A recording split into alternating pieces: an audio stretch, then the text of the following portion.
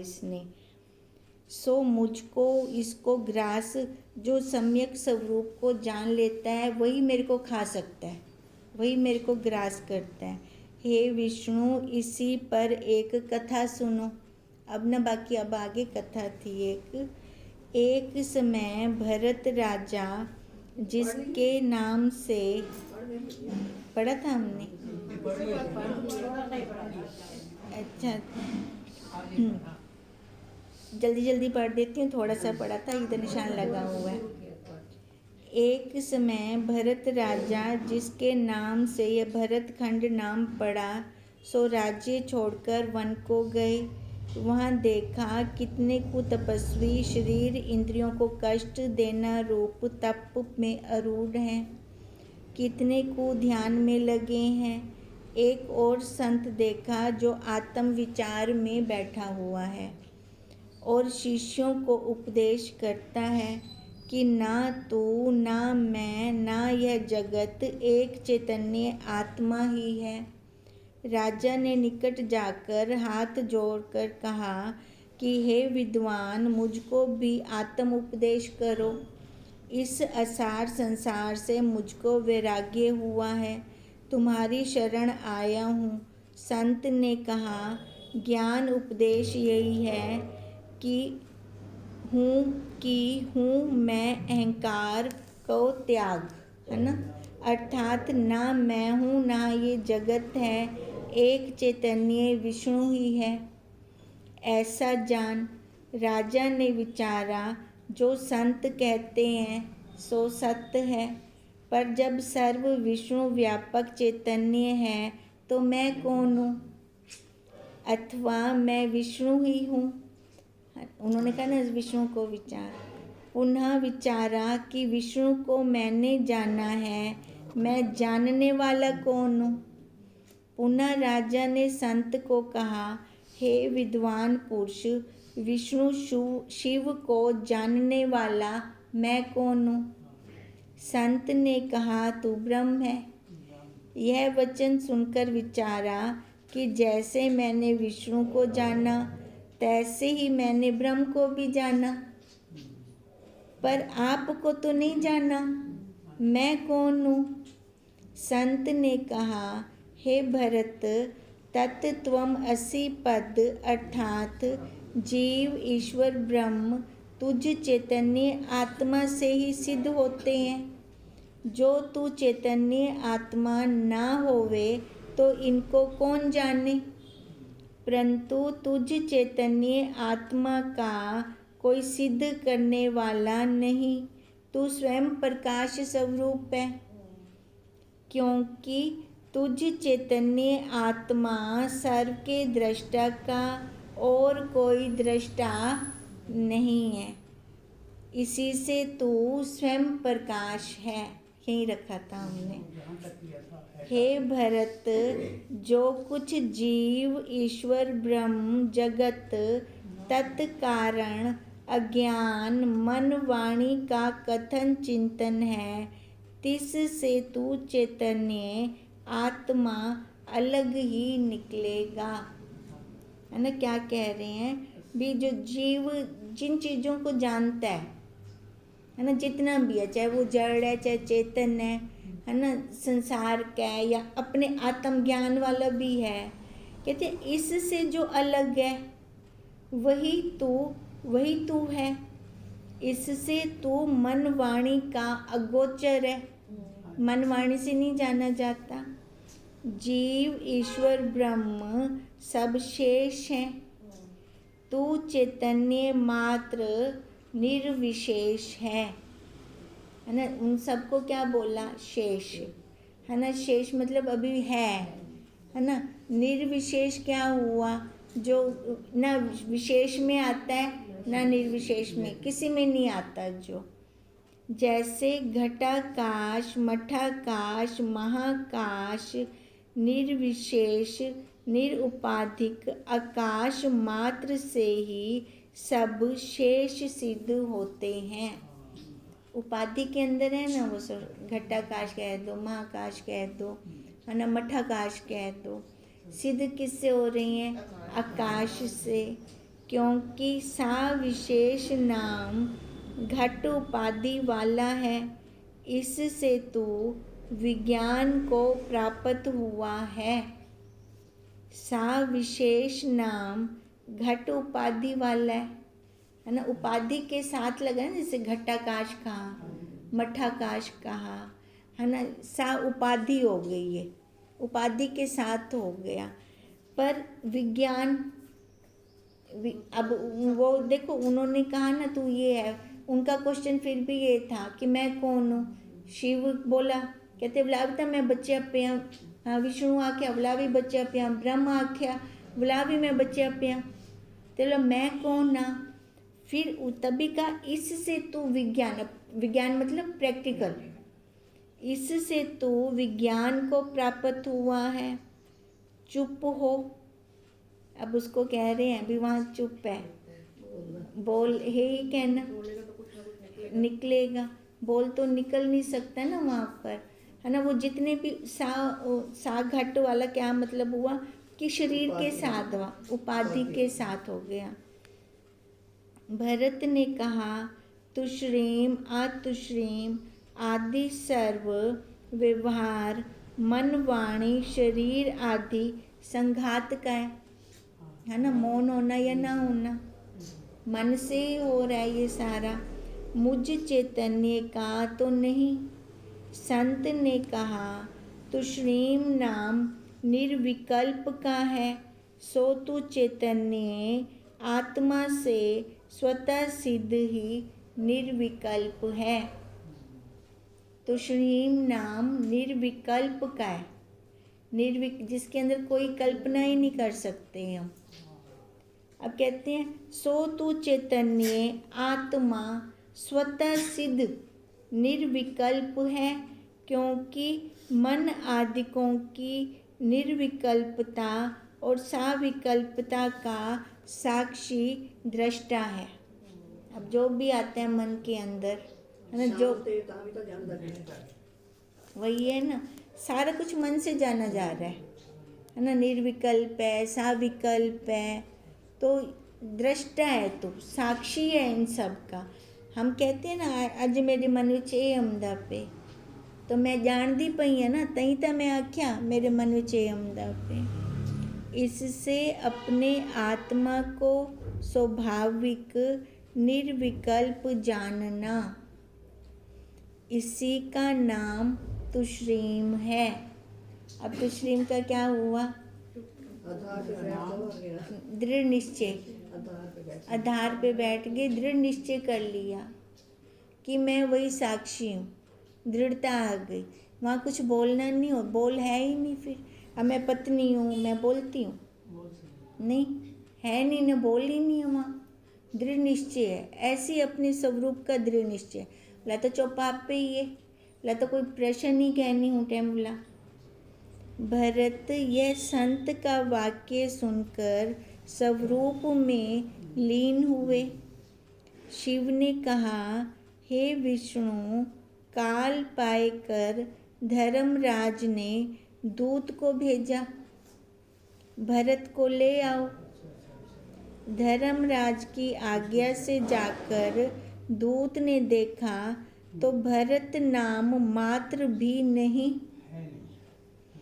अंदर बाहर केवल शिव है। वो अपने स्वरूप में लीन हो गए ना, शरीर से ध्यान उठ गया उनका। सारांश यह है कि मैं भरत हूँ, इस परिचिन अहंकार से रहित अस्थि भांति प्रिय रूप मैं चैतन्य आत्मा हूँ। वो इस ध्यान में मगन थे। अब वो सर्व मन आदिक दृश्य से रहित और मन आदिक सर्व दृश्य का दृष्टा। देखो, मन से रहित हूँ और जितना भी दृश्य आ रहा है सबका दृष्टा। अवार्ड मानस गोचर, सब प्रकाश हूँ। मैं कैसा हूँ, है ना, सबसे अलग, असंग, न्यारा, प्यारा, मन वाणी से परे। यह तिसका दृढ़ निश्चय था। अवार्ड मानस गोचर निश्चय भी मन वाणी का कथन चिंतन रूप ही है ना। मैं अवार्ड मानस गोचर, ये भी तो मैं से, मन से। सो मैं नहीं, जो मैं सोई हूँ, कथन चिंतन क्या करूँ। अगर मैं बोल दा ताडू विच आविंदा पकड़िया मिलदा, ठीक है। अब मैं जो हूँ वहाँ पर बोल नहीं है। दूत देखकर आश्चर्य में हो रहा है कि मैं किस वस्तु को शरीर से निकाल कर धर्मराज के पास ले जाऊं।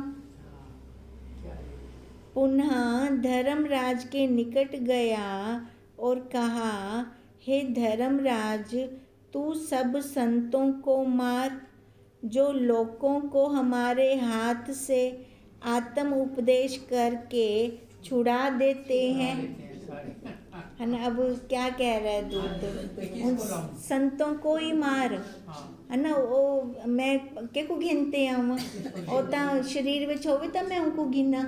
ਉਹ ਤਾਂ ਆਪਣੇ स्वरूप ਵਿੱਚ बैठा है, अपने स्वरूप वाले को तो मैं किवें गिन सकदा।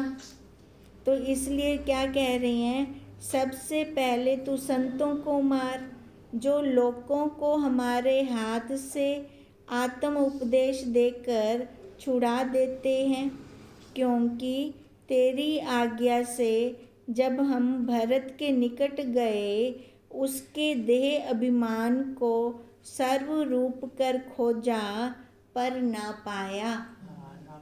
अब अभिमान आएगा, शरीर के अंदर बैठेंगे तभी तो वो दूत ले जाएगा। देह अभिमान बिना लिवाया किसको जावे। हे धर्मराज, तेरी फांस में देह अभिमानी ही पड़ता है, अन्य नहीं। जो देह अभिमानी है ना उसको ही दूत ले जा सकते हैं, जो देह में नहीं बैठा उसको नहीं ले जा सकते। तात्पर्य यह है कि इस पांच भौतिक संघात को अहम अभिमान करने से ही यह जीव स्वर्ग नरक को जाता है, अन्य को नहीं, है ना। शरीर पे बैठेगा ना तब उसके पाप पुण्य होंगे। जो दूसरे की वस्तु में सब तत्व करता है यह जगत में प्रकट है, न्यायपूर्वक जेल खाने में जाता है। जो दूसरे की वस्तु को अपनी मानता है ना, वही जेल खाने में जाएगा ना।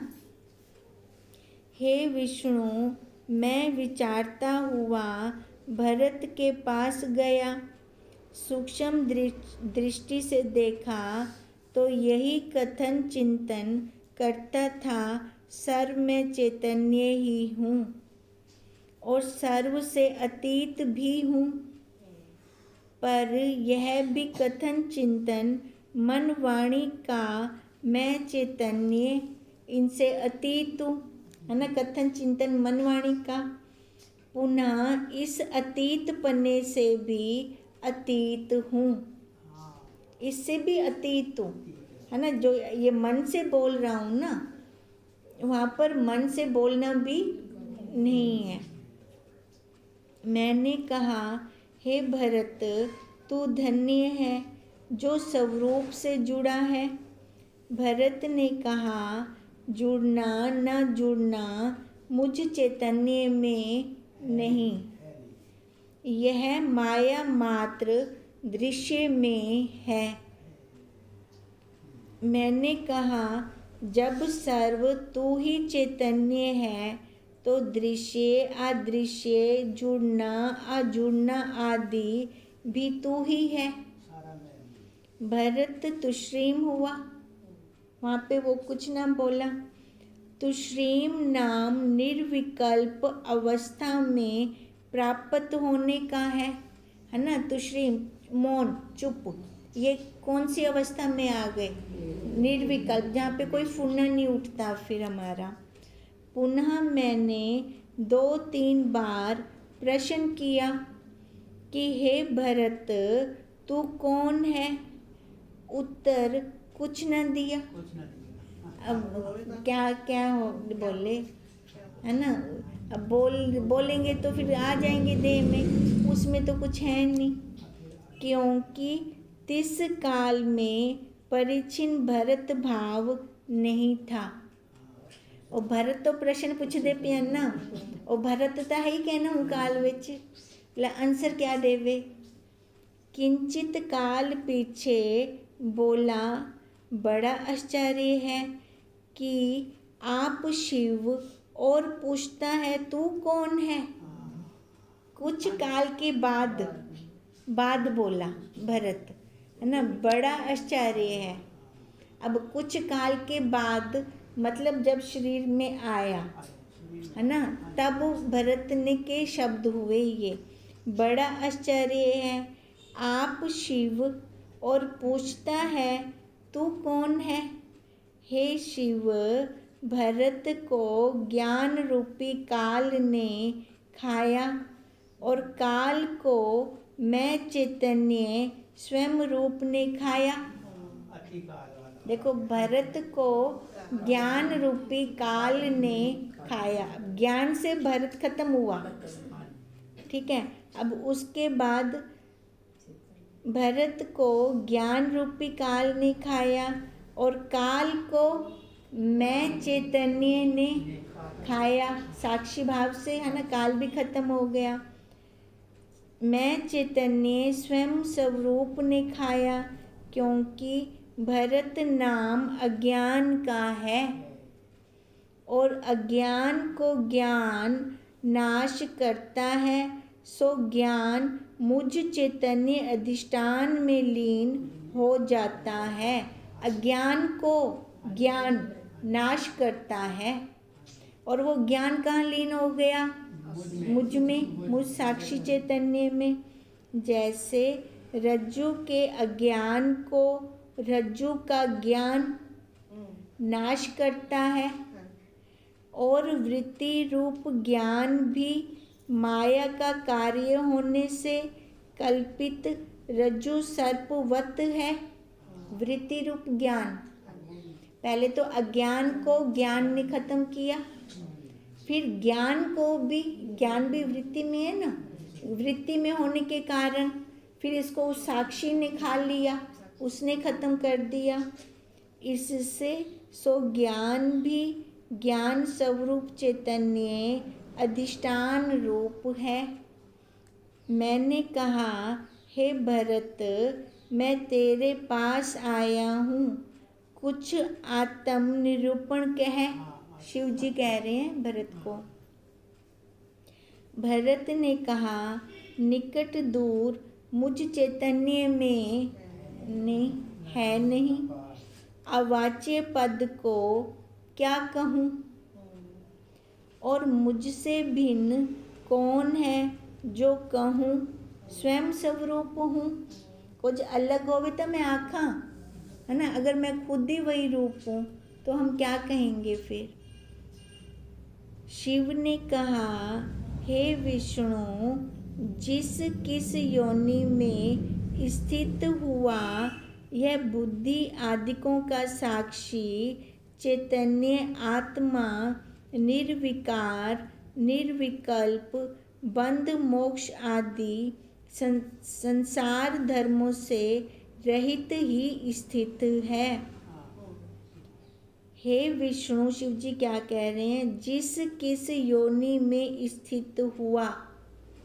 अब देखो, वो सभी योनियों के अंदर है, चाहे वो जड़ है, चाहे चेतन है, रेंगने वाले हैं, जल जंतु हैं, पानी के अंदर हैं, सबके अंदर वो है साक्षी। बुद्धि आदिकों का साक्षी है सभी आकारों में। और वो साक्षी कैसे है, निर्विकार निर्विकल्प बंध मोक्ष संसार के धर्मों से रहित, ऐसा स्थित है सबके अंदर। ये नहीं खाली शिव के अंदर या ब्रह्मा विष्णु महेश, है ना, या फिर जो संत हो गए, नहीं, सबके अंदर। परंतु जब तक अपनी अद्भुत महिमा को नहीं जानता, तब तक आपको दुखी मानता है। देखो वो साक्षी सबके अंदर है, ठीक है। अब जो जानवर हैं वो तो नहीं जान सकते अपने आप को, वो नहीं पहचान सकते, पर जो मनुष्य शरीर के अंदर है वो तो जान सकते हैं। उसका पूरा अंतःकरण लगा हुआ है मनुष्य के अंदर। अब पूरा अंतःकरण लगे होने के कारण भी जो उसको नहीं जानते वो दुखी हैं। वो संसार में जन्म ले रहे हैं, मर रहे हैं, आ रहे हैं, जा रहे हैं, ये चक्कर ही नहीं खत्म हो रहा उनका शरीर का, आकार का। जब तक हम अपने आप को नहीं जानते ना, घूमते रहेंगे, हम भटकते रहेंगे इस संसार के चक्कर में। अब तो मनुष्य शरीर में बैठे हैं, अगोदा भरोसा है कि हमें कौन सा शरीर मिले, फिर कोई भरोसा नहीं है। अगर हमें निकलना है तो मनुष्य शरीर चाहिए ही चाहिए। तो अब हम हैं इस शरीर के अंदर, अब हम अपना सुधारा कर लें। अब दुखी होने का कारण, जब पूर्व पुण्यों के प्रताप से सत्संग द्वारा अपने स्वरूप को सम्यक अप्रोक्ष जानता है। देखो अब सत्संग भी कब मिलता है, जब पुण्य इकट्ठे होते हैं, है ना। जब तक पुण्य इकट्ठे नहीं होते तब तक सत्संग भी नहीं मिलता हमें। अब पुण्य इकट्ठे हुए, सत्संग में गया तो उसने अपने स्वरूप को जब सम्यक जाना, अच्छा जान लिया सम्यक, फिर उसके बाद अप्रोक्ष अनुभूति, वो अनुभव भी करना जरूरी है। बिना अनुभव किए भी हमें समझ नहीं आएगा। 33 योनि शरीर के अभिमान से रहित होकर तथा सर्व विश्व को आत्मा होकर बंध मोक्ष आदि सर्व संसार धर्मों से मुक्त होता है। कब? जब अप्रोक्ष अनुभूति हो, हाँ, जब सम्यक जानेगा और अप्रोक्ष जानेगा, उसकी अनुभूति लेगा, तब इस संसार बंधन से वो मुक्त होगा। तिसको कौन नाश करे? अब जो संसार बंधन से खुद ही अपने स्वरूप में बैठ गया, खुद ही उसने संसार का नाश खुद कर दिया, फिर उसको नाश कौन करेगा? अब उस साक्षी को कोई नाश कर सकते हैं? नहीं, वो तो फिर वही बन गया ना, छोटी नदी बड़ी नदी में मिल गई, है ना, वो वही रूप हो गई। फिर विष्णु ने यह इतिहास सुनकर कहा, हे शिव, मैं सर्व जगत भी पालना करता हूँ, तू सर्व जगत का संहार करता है। ब्रह्मा सर्व जगत की उत्पत्ति करते हैं, पर जो आपत काम सम्यक अपने आत्मा का ब्रह्म रूप कर अप्रोक्ष बोधवान है, सो जगत सहित हम तीनों देवताओं का पालन करता है। कौन? आपत काम पुरुष, है ना। अब वो तीनों तो अपने अलग अलग काम कर रहे हैं, पर इन तीनों की पालना कौन करता है? वही जो अपने आप में बैठ गया, अर्थात अपनी सतचित आनंद स्वरूप स्फूर्ति कर सर्व असत जड़ दुख रूप दृश्य को स्फुरना करता है। नाम सतचित सुख रूप प्रतीत होता है। फिर वो कैसे है? आनंद में है, फिर वो दुखी नहीं है, भले वो आकार में है फिर भी वो दुख नहीं है। जैसे स्वप्न दृष्टा अपने स्वरूप प्रकाश कर अप्रकाश स्वप्न प्रपंच को प्रकाशमान करता है। इसी पर एक कथा सुन। अब वो कथा कल करते हैं, फिर वो पूरा हो गया। ओम तम नमामि